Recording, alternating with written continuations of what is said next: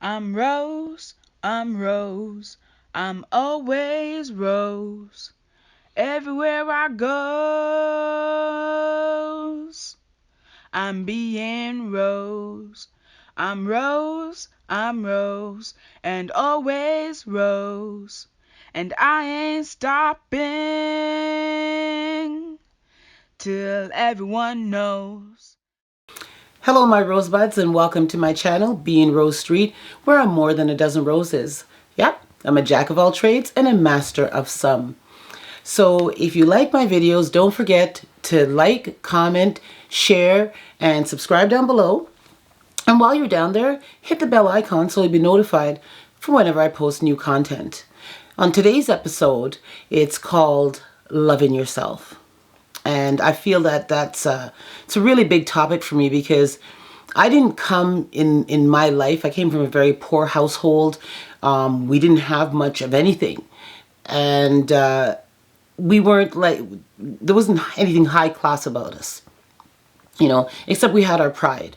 And one thing I had to learn to accept was where I was in life, but I also had to learn to just love me for me, because there are so many external factors out there, so many people trying to tear you down because of either the clothes you wore, where you lived.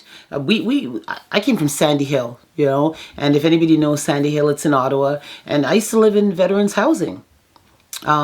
They converted veterans housing to house people. It was city living. And we had, the people up there, we created our own team, our own group of people, and we stood strong. But when those friendships, like, they scatter in the wind, we all go our different ways in life, you got to keep that strength within yourself.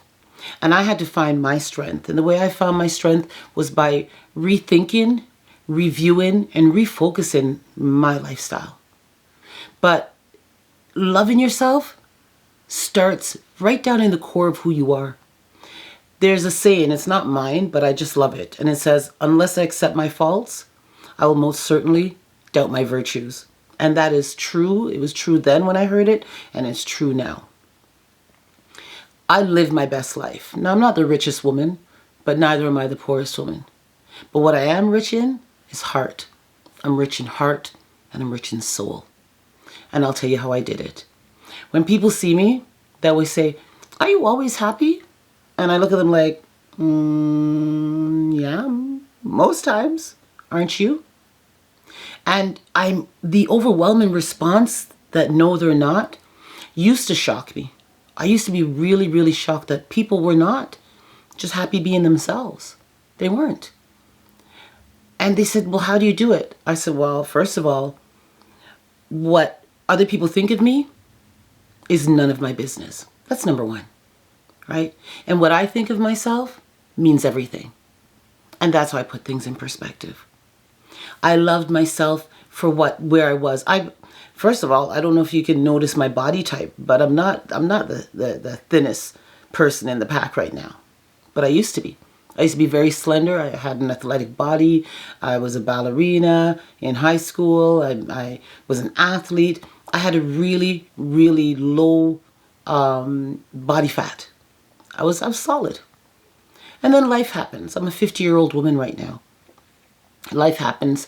Over the last 10 years, I gained a lot of weight. And I had to love myself through it. I had to still be in love with me, because no matter what is around me, no matter what's padded on top of this skeleton in me, my soul is the same. I'm the same. I don't care what people thought about me when they look at me like, I even had people ask me, when are you due? Okay? And sometimes I'd look at them, I'd tell them something stupid. And then, I listen to that. I hear that in my head. I hear that. And I look at my body figure and I'm like, wow. It's so noticeable that I've gotten bigger. But you know what? Being bigger didn't make me like life any less. Being bigger was just a state. I love me. I love me some me. And you need to learn to love you some you too. All right? When I was young, I had short hair. I don't know. if you believe in God or the universe, a higher power, whatever that was, gave me short hair. I was short on hair and long on brains. So you know what I used to say when people say, oh, your hair is so short, your hair is picky. I was like, well, I got brains. And with these brains, I can buy as much hair as I want. And that's what it is. It's true.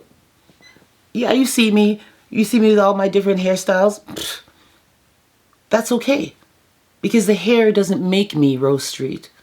What's inside here makes me who I am. And you got to realize what's inside you is what makes you who you are. Don't let anybody create judgments of you. Don't let anybody decide and define who you are. Be you. Be authentically, unapologetically you. Because you deserve to be yourself. Nobody can be you. Everybody has opinions, but opinions, ladies and gentlemen, are like assholes. Everybody's got one. That's a reality. When you're taking stock to live your best life and love yourself, you got to take check of your surroundings because you may realize that you're in toxic city. Matter of fact, you're soaking in it. Get rid of those things that are dragging you down. Toxic friends, partners, work environments, anything that's keeping you back from loving yourself completely, dash it out. So when I think about loving myself, I think about all the great things that I do. I think about my daily accomplishments.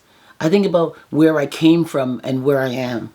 I was homeless. 14 years ago, I was homeless. Can you imagine that? Yeah, don't. Don't. But I'll tell you something. I did it because I wanted to be in the service of the people. And when I say I did it, I mean nobody does homelessness. But I'm saying I was willing to risk it all just to be in the service of the people because I felt that I had a better calling than sitting behind a desk and just paper pushing. I was good at my job. Matter of fact, any job I do, I'm good at it because I put my heart and soul into what I do. So if you're working a job that you can't put your heart and soul into, you might want to rethink that. Because we're just passing time on this treadmill of life. And you should be happy. You should be at your happiest moments whenever you can be. And that should be as much as you can. Fall in love with yourself. You know? Treat you just as good as you treat that friend. We're always there. We always run into someone's aid. Run to your own aid. Be your best cheerleader. Believe in you. Because if you don't believe in you, how do you expect anybody else to believe in you? And that being said, I don't need anybody else to believe in me but me. That's what it is. I've learned that I am my strongest asset. I came with everything I need. All the answers are in me. I just got to figure out how to unlock those doors, how to draw it out of myself. I know what's best for me. You can't tell me what's best for me. I know what's best for me. And you've got to learn to tell people that you know what's best for yourself and do what's best for you. The time when it becomes a problem is when you know what's best for you and you're not doing it. Why would you do that to yourself? I know I certainly did. I've done it before. But I stopped that. I stopped living me for them. And I started living me for me. And baby, I've been living my best life ever since. I'm living my best life. I ain't going back and forth with nobody. So when you think about being yourself and you think about loving yourself and living your best life, think about what you want the most and go for it. Don't let anybody snuff your dream out. Don't let anybody blow out that little light of yours. Never. I'm going to tell you what's in me. If anybody's been to Ottawa, it's an eternal flame that's in me. Okay? Up on Parliament Hill, we had the eternal flame that just, it was lit. Summer, winter, fall, spring, that flame kept burning. And that's what you got to ignite in yourself. You've got to ignite your eternal flame. I'm Rose Street. Love yourself. I'm Rose, and always Rose. Everywhere I go, I'm being Rose.